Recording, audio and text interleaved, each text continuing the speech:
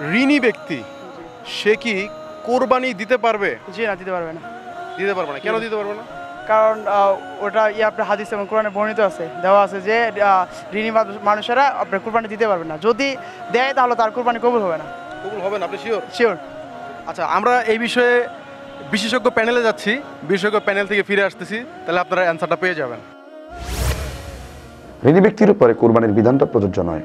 যদি কোনো কারণে ওই দিন রাত্রিতে ঋণী ব্যক্তি সাহেবে নেসাবের মালিক হয়, অর্থাৎ কুরবানি করার যে নেসাব সে মালিক হয়, তাহলে সে যদি দিয়ে দেয়, ধরুন একজন ব্যক্তি 10 লাখ টাকা ঋণ রয়েছে, কিন্তু ওই দিন সে 10,000 টাকার একটি খাসির নেসাব রইল হাতে, সেক্ষেত্রে সে কুরবানি দিয়ে দিতে পারবে, এতে তার সমস্যা নেই, কুরবানি তার আদায় হবে।